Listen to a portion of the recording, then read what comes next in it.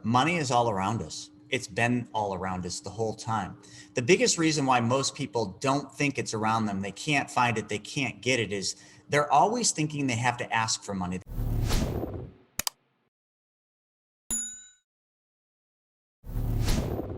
Hey everyone, welcome to another episode of Perfectly Mentored. I'm your host, Jason Portnoy. My guest today is the money mentor, Chris Naugle. I mean, this guy is so smart when it comes to your financials and helping you break, all the myths that you think that are holding you back from achieving the life that you want when it comes to finances. I'm telling you, you're going to want to take notes in this episode because he delivers a lot.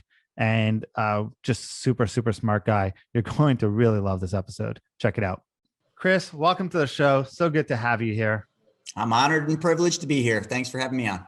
No, it's my pleasure to have you on. I love when people thank me for having them on. Like, you're doing me a giant favor. I know we're getting you exposure too, but like, I think the reversal in mindset a little bit. I thank you for coming on. But for the listeners who don't know about you, and we started talking a little bit offline, and we're in the same connected circles, why don't you give some background into about how you became like the money mentor?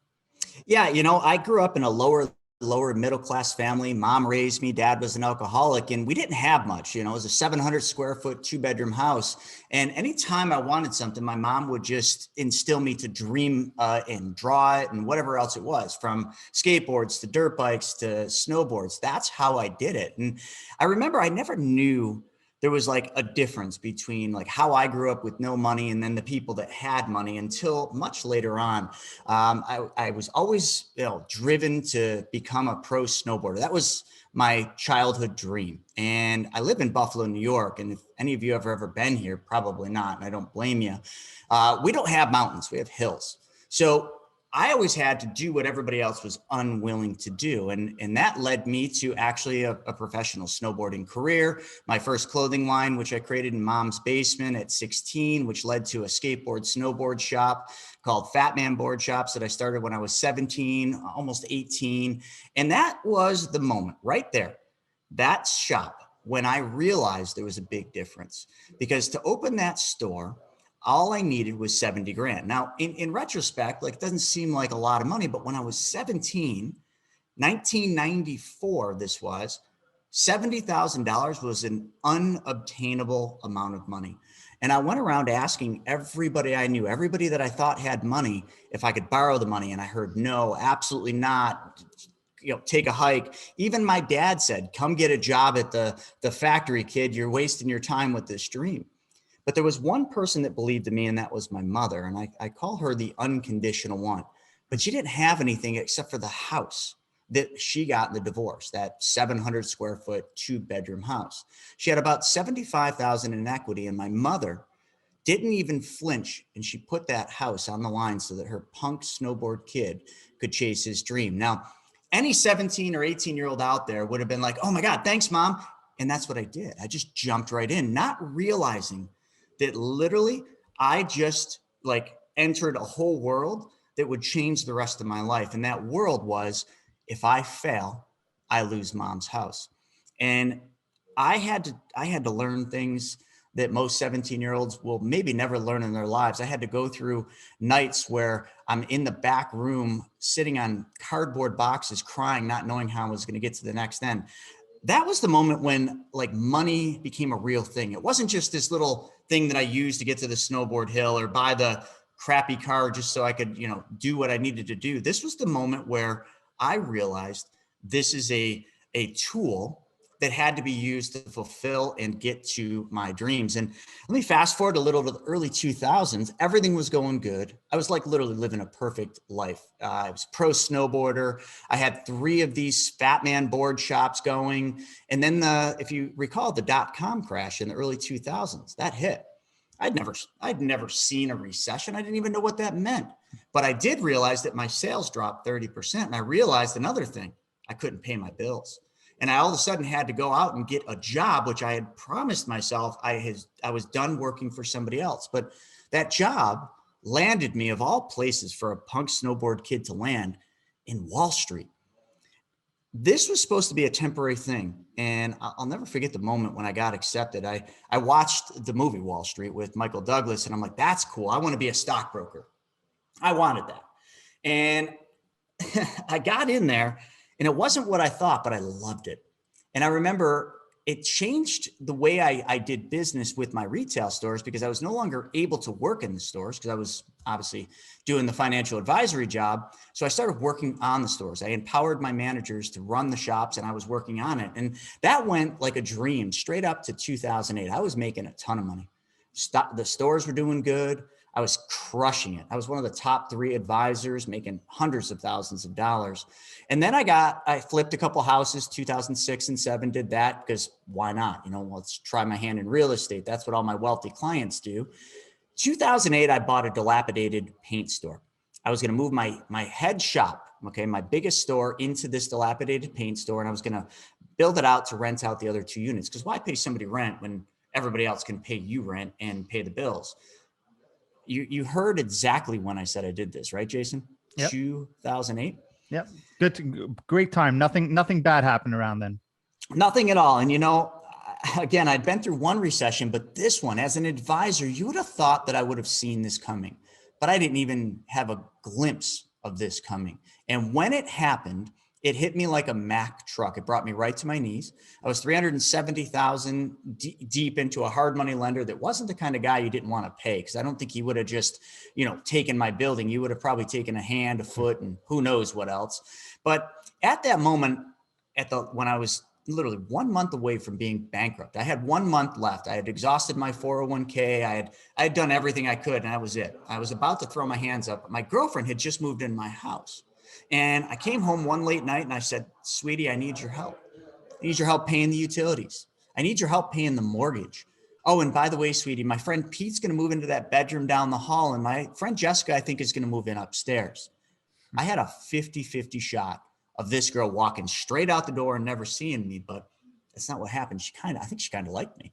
Actually, we're married today and we've got an 11-month-old now, but she did do that. She helped me pay all those bills. We made it through, and then entered the next phase of life. I started getting back on my feet. 2009 to 14, Warren Buffett nailed it. And this is when I was starting, you can see I'm like starting to kind of get used to money and how it works and who has it, who doesn't.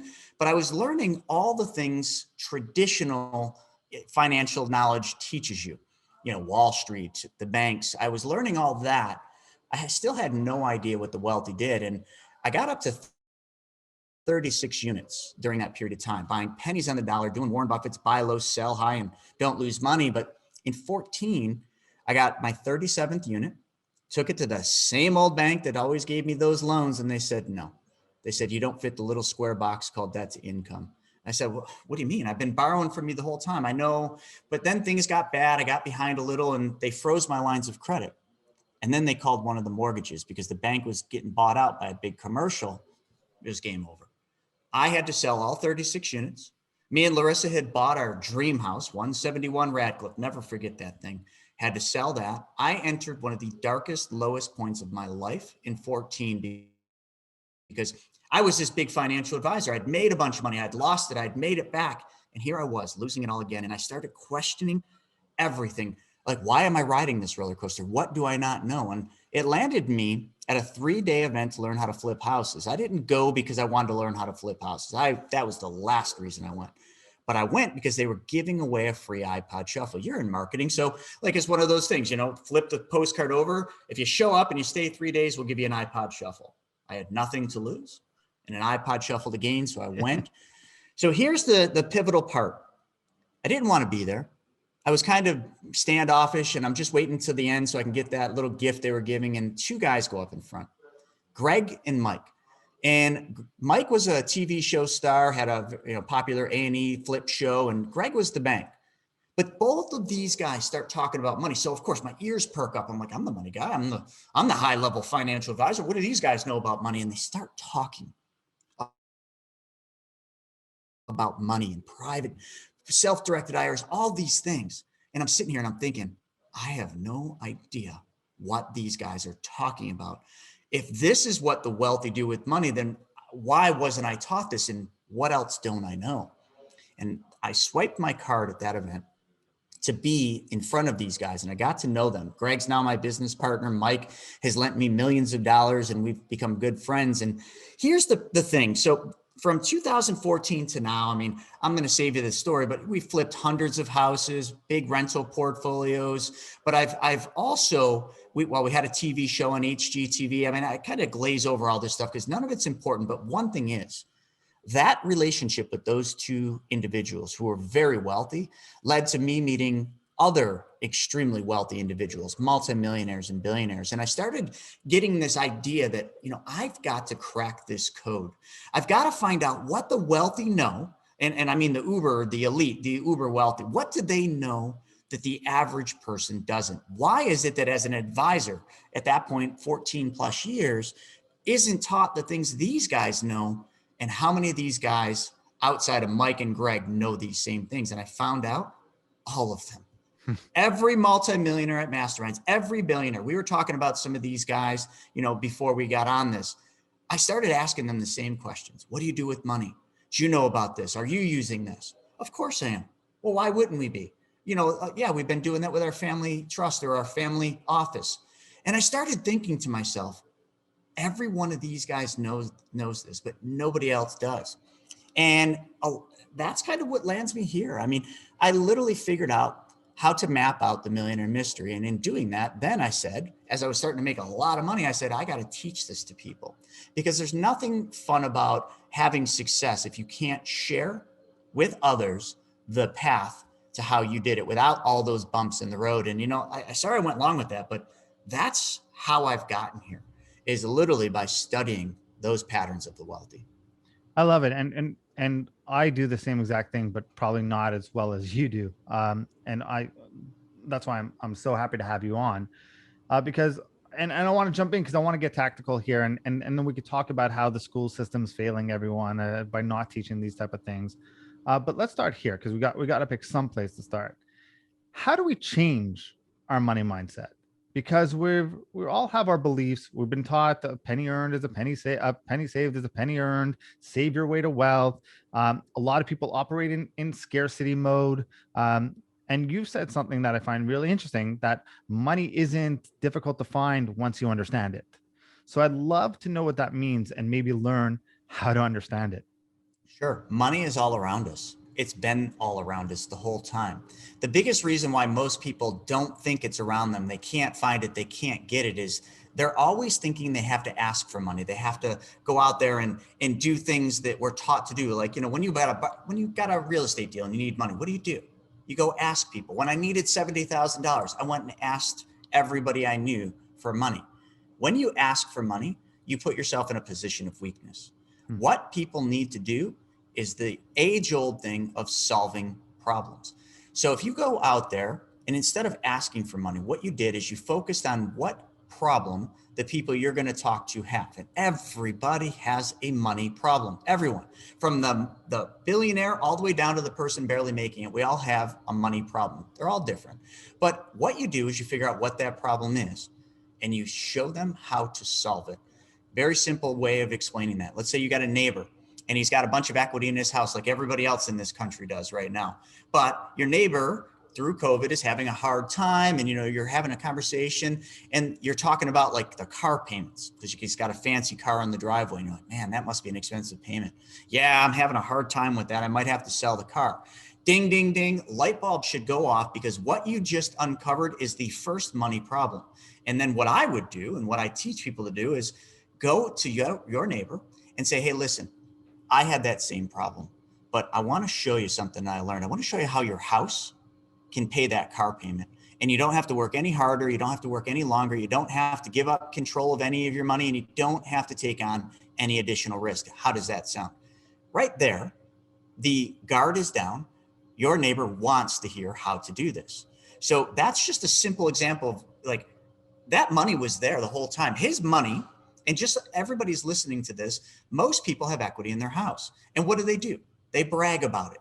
I hear it all the time. Oh, we've got like 150,000 in equity in our house. And I'm like, oh, awesome. Like, is that equity changing your life? Are you taking more vacations? Well, no, the market's been good. I have equity in my house. And I'm like, well, That's stupid. That, like, your house is a liability. Like Kiyosaki said it best, it's a liability. It's not an asset until you turn it into an asset. See, the wealthy and the banks know something that we don't. And I'm going to get deeper into this as we go, but they know that to make money, you only have so many hours in the day. So the age old thing of what we're taught through school and through college is to go out there and work hard, hustle, and you can make money. But when you think like that, you're always restricted to the hours in the day. And we all have exactly the same number of hours. And until you start thinking about how can I make my money work for me instead of me working for money, nothing can change. You might make more, you might start doing better, but the wealthy and the banks and everybody else, they understand how to make money work for them. And because they understand that there's no restriction, no limit at all to how hard their money can work. So they don't have to work harder. They don't have to work longer. And I'm going to tell you how they don't have to take additional risk or give up control as well. But that is one of the biggest things. We've just never been shown that. Only thing we've been shown is how to work for money and give up control of our best dollars every day of our life. And that's why out of every dollar somebody makes, I'm holding $100 bill in my hand. If you went to work and you made $100 an hour and you got this $100, what you got to realize is you might be excited that you made $100 an hour. Okay. Wow. $100 for 1 hour. That's great. Some people would be excited about that. But what they should be not excited about is that they give up $90 of that $100 to somebody else. What I'm saying is you give up your dollars to other people. Every dollar you make, you give up 90 cents of it. Credit card payments, line of credit payments, car payments, mortgage, all those things take 90 cents statistically of every dollar you make. And that is the problem. And I tell people to build wealth, you don't really have to go through the traditional channels. Why don't we just start with looking at where your money goes and find a really good way to build wealth through your own debts and expenses by just taking some of that money you give away back. And that is right where the story begins. And I think that's a perfect segue because I think you're hinting towards, and I could be wrong, the money multiplier. Correct. So I'd love to know what that is and how it works.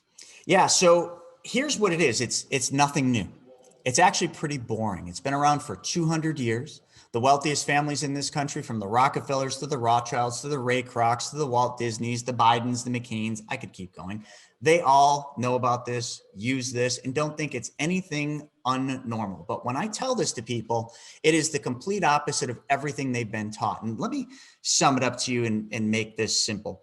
The wealthy don't give up control of their money to the banks. The wealthy don't give up control of their money to Wall Street. What they do is they change just one thing in their entire process. And that one change, or that one step, whichever way you want to look at it, is where does the money that they save go first? You and me and everybody else have been taught from advisors and banks to take the hard-earned dollars and put it where? In the bank. Exactly. And what does the bank do when you give them your hard-earned dollars? Sorry, I'm holding a prop. I know this is just audio, but they go use it and they invest it. Absolutely, Jason. They don't take your money and put it in a little box in the back with your name on it. They take your money and immediately move it over to those little glass cubicles and they lend it out. And in doing so, they move your money that you park there, that you gave up control of gladly. They move your money and make 400 to 1,300% more than you do. And we just think that's okay because that's all we've been taught. How about 401ks? Those are my favorite to talk about because more money, 44 trillion and growing, is in employer-sponsored retirement plans. So why is it that we've been conditioned that when we get a job, we put money into the 401k? Well, it's easy, number one. Number two, it's tax deductible. And number three, we want this fictitious thing that we call retirement to happen. So what we do is we get our paycheck, and before we even get the money, we just sweep a bunch of it off and put it in that 401k plan. Now, I'm not saying 401ks are bad, sort of, but what you're literally telling me when you're putting money in your 401k is, number one, you're telling me that you believe that your money is going to be worth more in the future, which defies what actually happens because every day your dollars, especially right now, more now than ever before, are getting weaker. Because the government loves to print money, and every dollar they print takes a small little sliver of your current dollars away through a hidden tax called inflation. So if I put this $100 in my 401k in hopes that it's going to grow and be worth more later, literally what's happening is we're being paid back someday later with weaker dollars, no matter what. Secondarily, do you think taxes are going up or down? They're going up or sideways, whichever you believe. But we're going to take that money back at a higher tax rate than we put it in. So why have we been taught to believe that that tax deduction is so important today? We do things with money we would never, ever do with things that money buys. You wouldn't buy a loaf of bread, come home, put it in your freezer, shut the door and wait 5, 10, or 15 years to eat it. It'd be freezer burn. You wouldn't buy that brand new Porsche that you've been dreaming about all those years. And then just when the dealership gives you the keys, you're like, yes. But then you think, oh, wait, hold on. I can't drive this car for 5, 10, or 15 years. I got to treat the things I'm buying the same as I treat my money. You wouldn't buy your dream house and wait 5, 10, or 15 years to move into it, would you? Then why is it that somehow you think that that's okay to do with your money? We do things with money we would never do with things that money buys. Now, why did I go through that long blown out story? Because now I'm going to tell you what you should do with your money, which is the exact same thing banks do. Banks are the number one purchasers and users of what I'm about to tell you. And I'll give you all the references to look it up. All the wealthy, I'm telling you, all the multimillionaires and billionaires have used this. They don't even think there's anything else. And it is called privatized banking. But what is privatized banking? What is the money multiplier method? It's just the money multiplier method is a method of moving your money that mimics what the banks do. Okay, so now let's go back to that $100 that you earned. We know that the bank isn't the place you want to hold that money because they're just going to make money and you're not. 401k isn't because you gave up control and you can't take advantage of opportunity. So what other option is there, Chris? What can I do? Change where this money goes first. Now, what I'm going to do is I'm going to put this money with one of the most sound financial institutions in the world. And it is none other than those boring mutually owned insurance companies. That's what the Rockefellers, that's what the Rothschilds figured out. They said banks aren't safe. We want a safer place for our money because we have a lot of it. So where do we go? Insurance companies. But how many of you know a way to go to your local mutually owned insurance company, that big one, and just say, hey guys, I got money. Can I deposit this in your general account so I can get those guaranteed returns? They'd laugh at you. But you see, the Rockefeller said, well, the best way to get money into a mutually owned insurance company is through an old vehicle that's been around forever that everybody seems to say that it's the worst place to put money. Life insurance. Yeah, exactly. But not just life Participating. insurance. Participating whole life insurance. What is participating? It means that the mutually owned company agrees to pay you a dividend each and every year. Now, once I do that, now, don't stay with me, folks. I know as soon as we say that, he said life insurance, I said whole life, and all of a sudden your eyes are rolling back in your head and you're thinking, all right, I got to go to the bathroom. Stop. Because what you think you know is what you don't know. You only know of life insurance as that old fashioned whole life insurance policy that our gurus out there say is the worst place you can put your money. And I would agree. A regular whole life that you buy from the life insurance store is probably a terrible place to store your wealth. But what I'm talking about is a whole life that is designed backwards and inside out. And how I figured this out is it's exactly how the banks designed their whole lives, called BOLI. Look it up, BOLI. And banks have hundreds of billions of dollars. I was trying to think of the number. I think it's 160 something, 160 billion of their money in whole life insurance. But their whole life works very different than the whole life that you have or have heard about. In other words, I take my money that I save and I put it into this specially designed and engineered whole life policy. Now what? Well, now, as of this year, next year, this changes, but right now you earn a guaranteed 4%. Okay. But then Jason said it's participating, right? The insurance company, because they're mutual and they don't have stockholders, they're going to pay you a dividend every single year on your money that you put there. So how much could you potentially make just by making that one change? 6% with dividend. Okay. That's a pretty common number with these insurance companies. Are you making 6% in the bank? Are you even, well, most people would say right now they're making 6% in Wall Street, but that's not guaranteed, is it? This is. Now, the second most important part is, do we want to put our money somewhere where we can't take it? Absolutely not. So now I put $100. Let's just use simple math. Actually, let's go $1,000. I put $1,000 into this specially designed and engineered whole life. Immediately in the first 30 days, an opportunity presents itself to me and I need that money. Great. So let's just say I take, let's just say I take 700 of that $1,000 that I put in, or let's just do 900, right? Let's make it sexy. Let's take 900 of that $1,000 I deposited out immediately in the first 30 days. Now, if you told your advisor that you want to start a whole life, put 1,000 in and take 900 out immediately in the first 30 days, they'd say that doesn't exist. Okay, it does. The banks do it and you can too. So now this 900 I'm holding in my hand. Here's the cool part. It didn't come out of my account. There's still $1,000 in my account. But most of you are thinking, wait a second, 1,000 minus 900 that you took out, that's only $100. It should only be 100 in the account because that's how my bank would work. Right. But that 900 you're holding isn't your money. Whose is it then? It's the insurance company. Well, why would the insurance company give me money just because I asked? And that's exactly what it is. You click a button, no applications, no credit checks. They just give you your money. But that money that they gave you is nothing other than them advancing your death benefit. Because the second thing the insurance company promised and guaranteed you is that someday when you graduate, I don't mean high school or college, the big graduation, the die day, when you die, they're going to pay a death benefit. And they don't care if you use that death benefit while you're living or someday when you die. So the insurance company gives you that 900 from their general account. They do a general entry on their books to take away $900 from your death benefit. And you're now holding a $900 loan from the insurance company's general account that you never need to pay back. Now, the downside is they're going to charge you interest. How much? 5%. And that might go down next year, but let's just use numbers for today. 5% is what they're charging you on 900. Most people, when I say loan, they think bad things, but is a loan that doesn't need to be paid back a bad thing? No. But then you're focused on the 5% that the insurance company is charging you, and it's simple interest. But you all of a sudden you forgot that $1,000 that you deposited is in there. It never came out. And how much was that earning? 4% plus dividend. 6%. So what's 6 minus 5? 1. It's 1. But see, here's what we're really now going to do. Now we're making 1%. And our money never left, and I'm holding most of it in my hand. So I'm going to take this $900 and I'm going to go and I'm going to invest this, or I'm going to do something with it. But let's start with those pesky high interest credit cards. Let's pick on Visa. Let's say you owed $900 to Visa. I take that $900 loan from my death benefit and I pay off Visa. So now I don't owe Visa anymore. But I used to give Visa money every single month. I paid them a monthly interest payment every month, and it was probably 20%. So if I no longer owe Visa money and I used to pay them 20%, logically, if I wanted to think like a bank and I wanted to be the bank, which is what I'm telling you how to do, I would then change the name on that check that I used to write to Visa and have that name be the Bank of Chris Naugle. And I take and I set up a bill pay for the same exact amount I used to give to Visa, except for now that check goes into my account every month.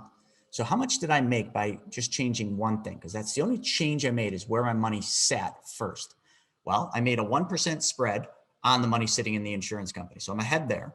But then I paid off Visa, and now I'm paying myself the same monthly check that I used to give away to Visa, which was equivalent to 20%. So I just recaptured 20% that I used to give away. It's the same thing as you guys going out taking risk to invest in, crypto or something else to make 20%. I just did it with zero risk.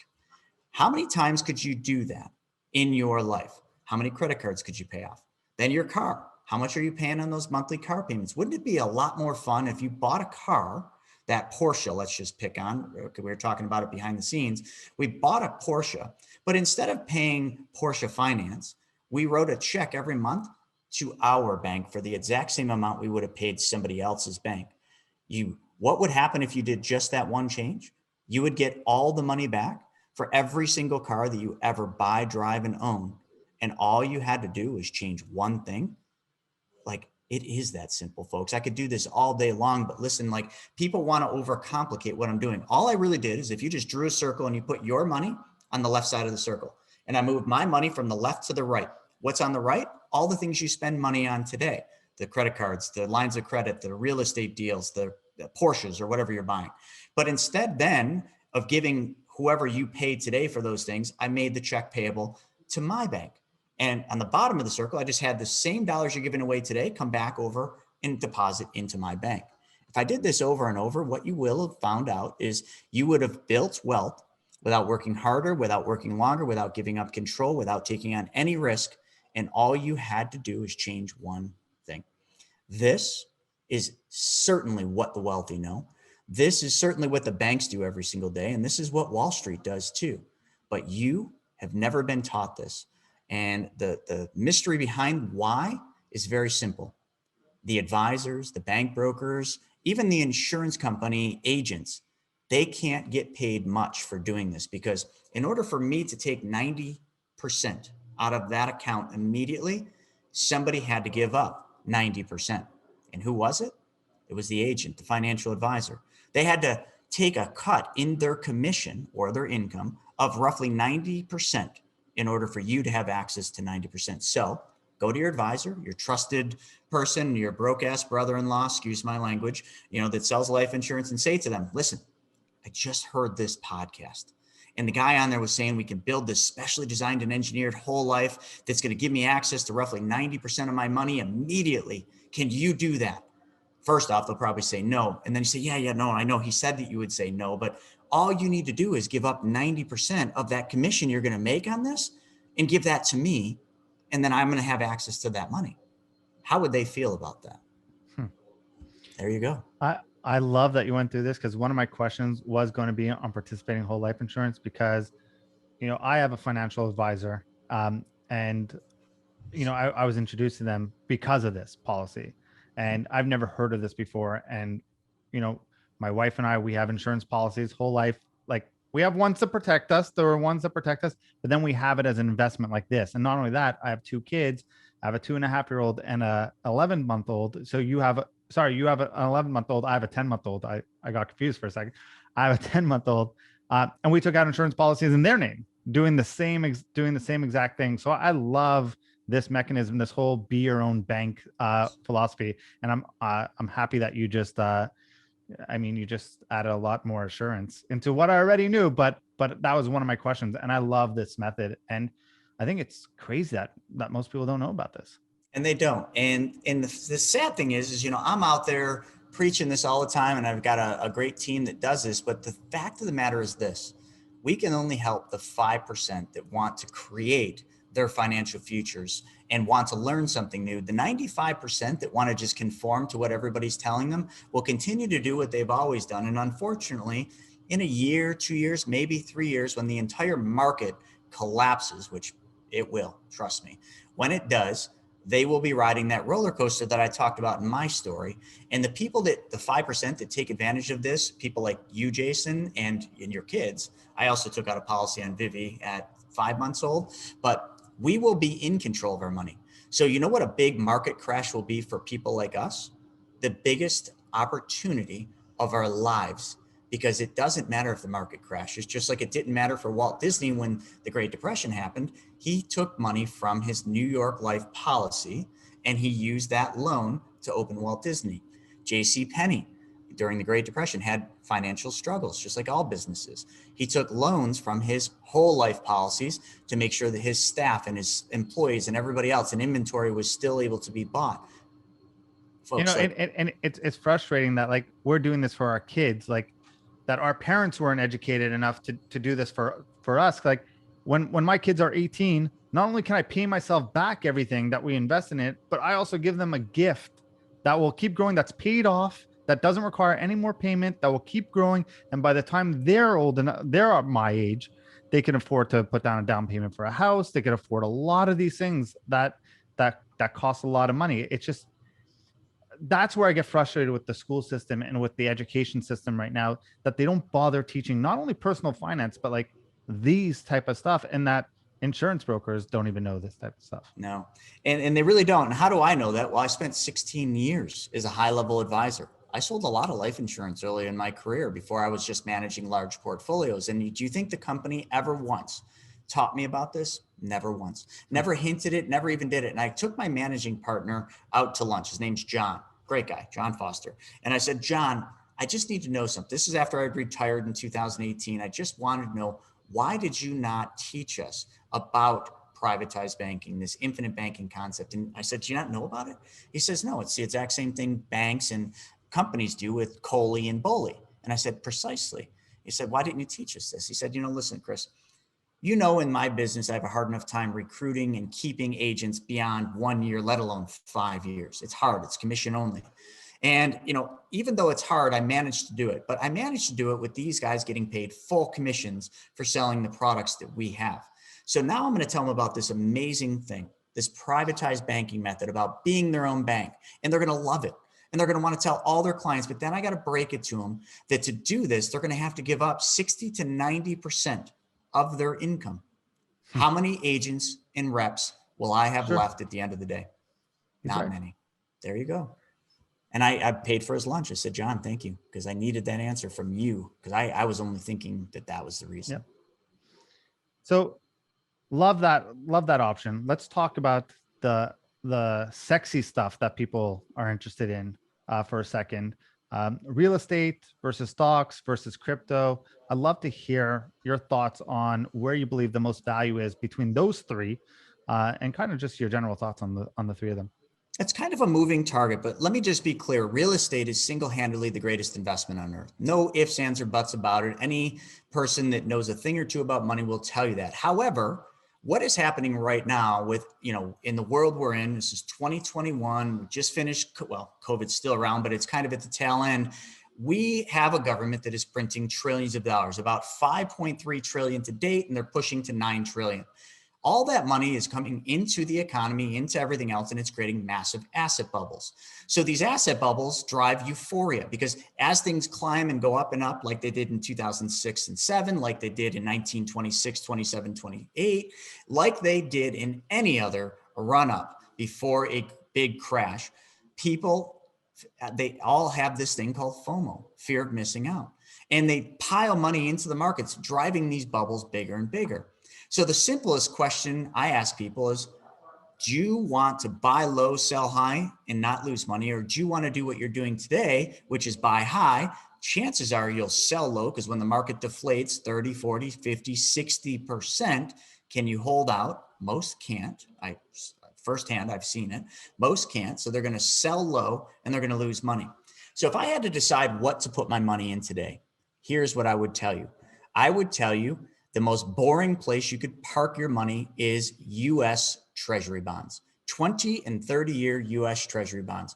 And I would tell you that that's where you should be putting your money. You should sell off some of those bubbled assets and take huge profits, move it into these boring U.S. Treasury bonds, which are still a security, but they're guaranteed by the full faith and credit of the U.S. government. But why would I do that, Chris? They only pay like 2%. It's because when the market does crash, if you believe, first you got to believe the market's going to crash, which it will. When it crashes, the Fed will pull interest rates down. When interest rates get pulled from where we're at right now, let's just call it 2% to close to zero, like it was just a year ago. When they pull interest rates, Treasury bonds have an inverse relationship to interest rates. In other words, when interest rates go down, price of the bonds goes up. And what does that math work out to be? Well, let me just be conservative. It's 30 to 40% increase in the price of those bonds. So if anyone wants a really smart play with very little risk, that is it. But you'd have to sell when it jumps up in price. So what do I think is the greatest place out of those three you said? Absolutely real estate, but you got to buy it right. And it's going to take you time. And most people, they just want to pile in because they're afraid of missing out on like the next big boom in it. The boom is, I don't want to say over, but the boom is pretty much at the top. But if I had to pick, that would be the only one I would tell people because real estate's tangible. You can kick it, you can scream at it, you can punch it. Can't punch your stocks, okay? Can't punch your crypto, but you can your real estate. So when it deflates and goes down in value, even though the price of your real estate might go down, you can rent it out, you can stabilize it, you can provide an income. And then I always get people saying, yeah, well, I can do that with stocks. They pay dividends. You're not in control of that. You are in control of that real estate asset. So I guess that's a long-winded answer to that. No, it's a great answer. I think the counter argument to it all is it takes money to get involved in real estate. So, some of the people, let's say, who want to get involved in real estate, who know that's the play, because if you look at some of the biggest wealth builders of all time, it's come from real estate. How do you get involved if you're in your 30s or your 40s and you're just started making money, but you have a family and buying real estate's expensive and you're not going to go into a multifamily unit by yourself without knowing anything? Like how do you get started without having a ton of capital?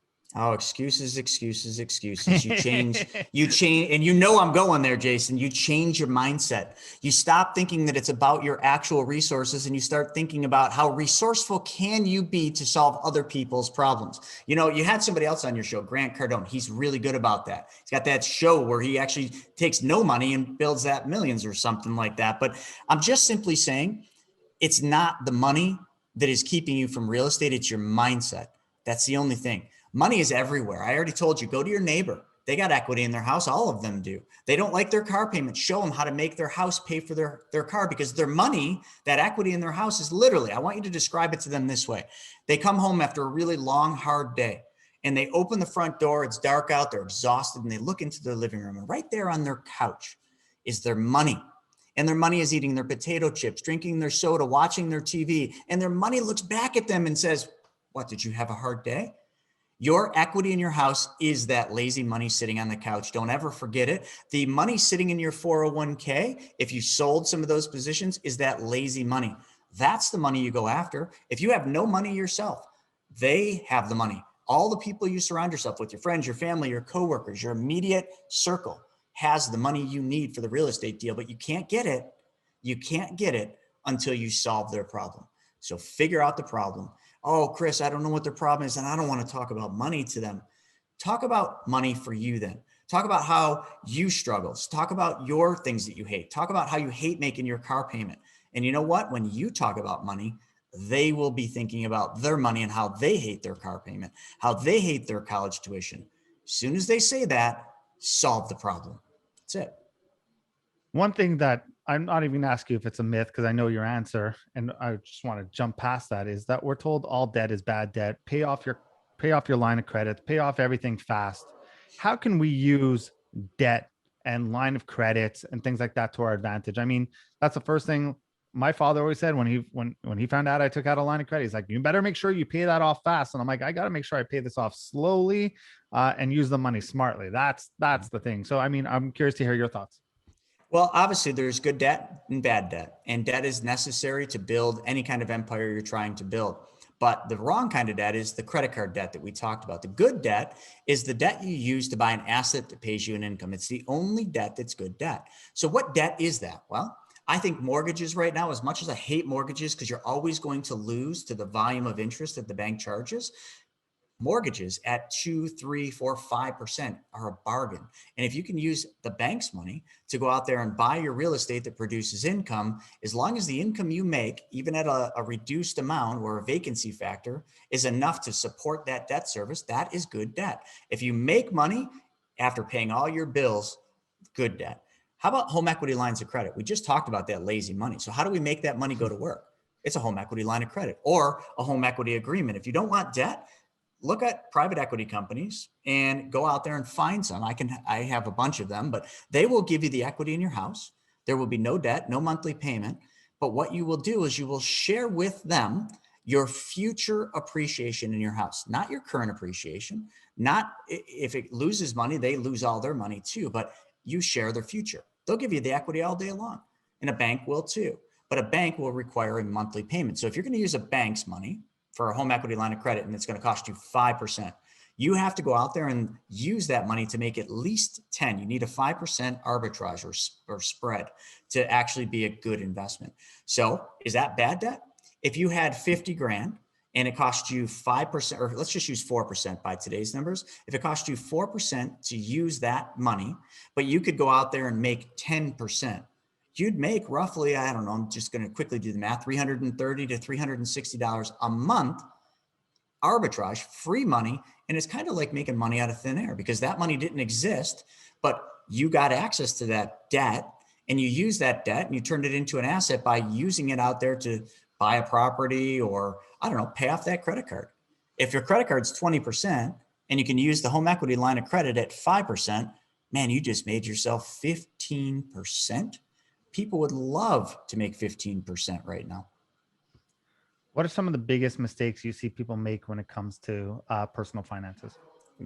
Easiest thing is they gladly give up control of their money. That is the first and final mistake that they make. They give up control.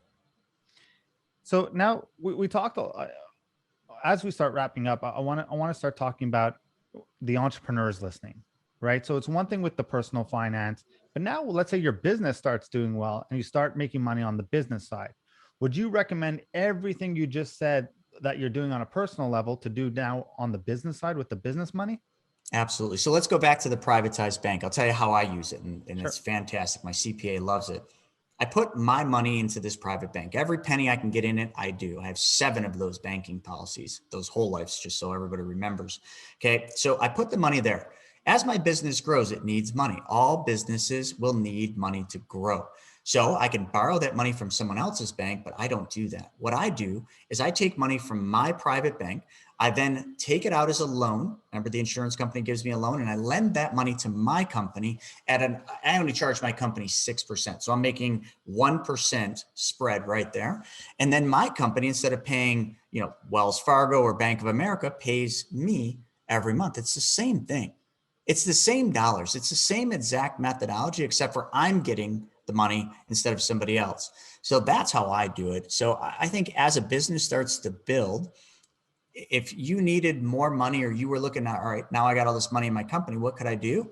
The same exact thing that I just told you to do personally, but just do it so that you are in control of your money and you're the bank. And it's a difficult topic because there's a lot more I could do, but I'm trying to kind of just keep it simple here. What about from a tax benefit side? So it's a great question. So the tax benefit side is, in a business, as you start making more money, you need tax deductions. So what does our CPA say? Well, you could lease a car and you could write the car off. Great. Well, that's what most people do. They'll go out and they'll lease a vehicle in their business name. But here's what I do. I use my banking policy to buy that company vehicle. And then when I got that vehicle purchased, what I do is I lease the vehicle that my private bank bought to my company. Same lease agreement you do with a dealership. I just do that same thing, except for I bought the car and I'm leasing it to my company. Then my company makes that lower monthly payment back to me every month. And what happens there? My company gets 100% tax deduction and I get all the money back for that car. It's the same reason why leasing is so popular with dealerships. They know exactly what I just told you. I got a great video on YouTube that's going up in a day or two. So you would never lease a car. You would always finance the car, but through yourself and own the car. Yeah, always. I always want to own the car, and then I would lease the car to my company. And then 4 years sell it and then redo it again. Absolutely, definitely sell the car. Yeah. Wow. Yeah. And so that's just one way, but I mean, the other way, tax deductions, like I said, you take money from your private bank, lend it to your company, heck, charge your company whatever the bank would charge you. If your line of credit charges your company 9%, charge your company 9%. Now you just made more money and your company had that money to use. There is no tax deduction. And that's how you personally get the money back out of your company without paying taxes on it. Precisely. Every month, you got to pay taxes on that 9%, on that 9%. I do. Right. Yeah. And I'm okay paying taxes because, taxes are a luxury of making money. But the one thing that a lot of people should really look into is private foundations, complex trust, and 1041 tax reporting. I'm not the expert, but this is something that I do. You want to know why Warren Buffett, Bill Gates, the Clintons, Trump, any of those names don't pay the same amount of taxes you do? I just told you. They understand the tax code and they know how to use it. And you could do the same thing. And at what level would you say your business needs to be at to start using those things? Yeah, 50,000 in tax liability a year is a good start. So if you're not paying more than 50 grand in taxes a year, then I wouldn't spend the money or the energy to do a 1041 tax reporting. Got it. Last question. We know the be your own bank, but what are some of the next 3 top ways that the wealthy, the ultra wealthy, the secret wealthy are all using or what they're doing with their money that we should all be doing? Okay. So, well, I mean, if you have money or you have a 401k that you can take a loan from, you have a home equity line of credit, what you all should learn is how to do private lending. Being the bank is the ultimate. Okay. So learn how to be a private lender, lend money on these real estate deals that your friends or your close acquaintances want. Be the bank. Instead of them borrowing money from a hard money lender, you lend it to them at 12%. And then you control the mortgage or the deed of trust on that property. You're just mimicking what the bank does. That's one good way to do it. Secondarily, it's so simple, folks. And I'll tell you, I already kind of got to it, but you want to make a ton of money, then just do the opposite of what everybody else is doing. When everybody's, I hate to say it that way, but when everybody's piling money into the stock market and everything else, start pulling your money out, parking it in safe places like private banking or treasury bonds, which are the most boring thing in the world. And then just wait. It might be a year, 2 years. Heck, it could be 3 years. That'll fly by. And then when everything falls apart and you're watching the news and you're hearing all your friends say, oh my God, I'm losing so much money. It's exactly it. When people lose money, you will know about it. At that point, you should start buying, and then just start buying when everybody else is selling. And instantly you will make a ton of money. And you know how I know this? How do you think Warren Buffett does it? How do you think Bill Gates does it? Why are they selling their stock right now? Warren Buffett doesn't sell stock. He keeps it forever. Lies. No, he doesn't. Look at Berkshire Hathaway. They're selling tons of stock positions right now, only buying pharmaceutical and transportation. Bill Gates, same thing. Ray Dalio, same thing. These guys are like legends in the real estate or the investment world. Why are they doing the opposite of what everybody else is doing? The same reason you should, because it's smart. Got it. Chris, thank you so much for being on here, and tons and tons of knowledge just dropped. For the people who want to learn more, they want to get in touch with you and they want to go deeper about this, how can they reach you? 2 easy ways. They can go to my website, chrisnaugle.com. I've got a ton of free trainings. They can get my book for free, which is Mapping Out the Millionaire Mystery. Second, YouTube at the Chris Naugle. I have so many golden nugget videos on there. And the best part is they're short and they're free, and it will teach you what the wealthy do. We'll put it in the show notes. Chris, really appreciate you. Thank you so much. My pleasure. Thank you again for having me on. Hey everyone, thank you so much for watching this video. If you want, check out our most recent video over here. And this one is the one YouTube thinks you'll like. But if you really enjoyed watching, please do me a favor, like and subscribe over here. Thank you so much.